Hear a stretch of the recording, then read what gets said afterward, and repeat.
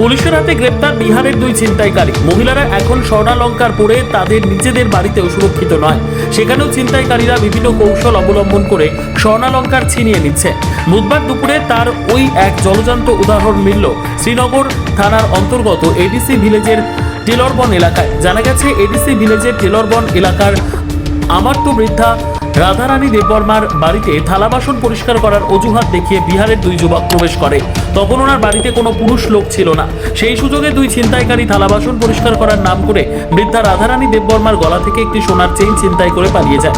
তখন বৃদ্ধা মহিলার চিৎকারে আশপাশের বাড়িঘরের লোকজন ছুটে এসে পালিয়ে যাওয়া দুই ছিনতাইকারীকে আটক করার জন্য কাঞ্চনমালা বাজারের কয়েকজন স্থানীয় ব্যক্তিদের ফোন করে জানিয়ে দেয়। তৎক্ষণাৎ কাঞ্চনমালা বাজারের লোকজন দুই ছিনতাইকারীকে আটক করতে তৎপর হয়ে ওত পেতে বসে থাকে। থানাতে আছেন তো আজকে দুপুরে আমাদের বাড়ি একটা ঘটনা হয়ে গেছিল যে বিহার থেকে যে ছেলেরা আয় না, তো ওই বাসনপত্র পরিষ্কার করার জন্য। তো আমার মা তো বাড়িতে একলা ছিল, তো বাসনপত্র পরিষ্কার করতে গিয়ে মায়ের গলার চেনটা নিয়ে পড়ছে। তবে মা যখন চিনি দিচ্ছে তখন কাঞ্চনা বাজারে জন্য ফোন করা হয়েছে, তখন এখানে আটকানো হয়েছে আর কি। তো এখন আমরা এদের নিয়ে একটা কমপ্লিট করতাম আর কি। কতজন ছিল তারা? এরা দুজন, আচ্ছা একটা বাইকও আসছিল বিহার লেখা।